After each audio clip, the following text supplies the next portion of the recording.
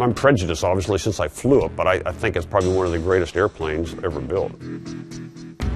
It's the world's fastest. It holds all the speed records. It goes higher than any other airplane in the world. It flew across the entire United States in 64 minutes. The SR-71 was developed for a need, and that need arose when Gary Powers got shot down in the U-2.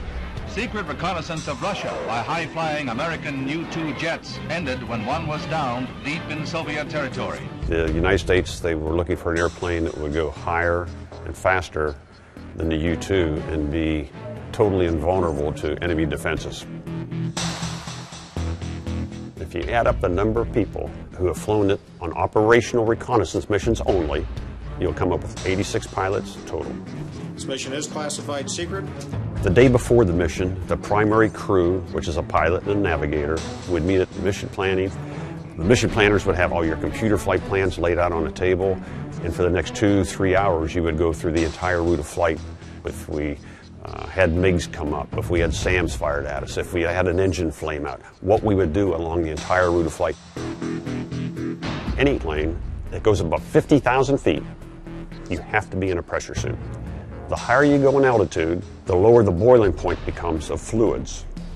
Your eyes, your nose, your mouth, and your ears, where there's any kind of moisture whatsoever, that'll be the first place to start boiling real rapidly. So that is why we wear a pressure suit. It saves your life. When the cockpits are all set up and ready for you to go, they give you a thumbs up. You walk up the steps, crawl into the seat, and then from then on, you let the physiological support people who do our pressure suits, they make all the matings to the ejection seat. Your life is in their hands because with the pressure suit on, you cannot see any of these connections whatsoever.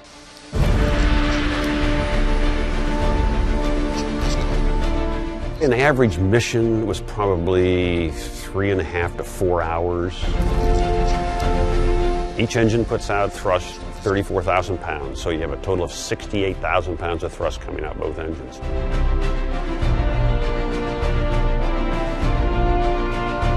Those pointy things in front of each engine, those are called the spikes. Those spikes retract back into the inlet the faster and faster you go. And what it's doing is capturing the shock wave right at the very pointy tip of it that reaccelerates it at the back.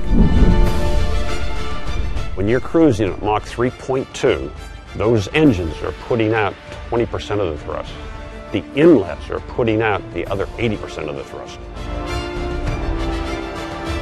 The altitude we flew at was anywhere between 70 to 85,000 feet. If you look out one window to the front cockpit to the other side, you can see a very definitive curvature of the Earth, very bright in the day and very dark at night. From about 45 degrees above the horizon, the stars are out in the daytime. And one of the sensors we had was an optical camera, which we called our technical objective cameras. They could get down to a resolution from 80,000 feet to about 3 to 4 inches resolution. We went up to Murmansk and Vladivostok. When we imaged them, they could tell exactly what nuclear subs were there, where the carriers were at each of the ports all the time. This airplane is on the leading edge of stealth technology. The airplane is very smooth underneath. There's no edges or jagged places to get a good radar return from. Black tends to absorb radar rather than bounce it. The paint has very minute particles of iron inside of it, and that tends to absorb and suck up the radar rather than attenuate it back down to the ground. We fly the airplane. Now I park the airplane, I shut down the engines, I go to debriefing.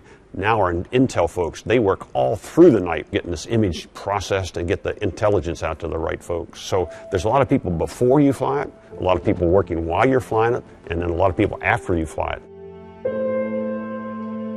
There was a lot of politics in retiring the SR.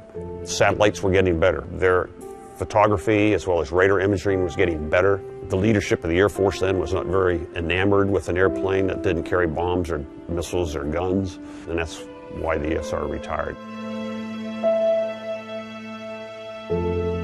It's sad to see the SRs on the ground when I know they could still be flying and doing a job. There's not many countries today that we couldn't still fly over. unimpeded. But to bring back all those sole source vendors for the special fuel, the special oil, the special hydraulic fluid, the tires, you can't find those vendors anymore. They were one-of-a-kind vendors. So it would be a monumental task to bring one back and to fly.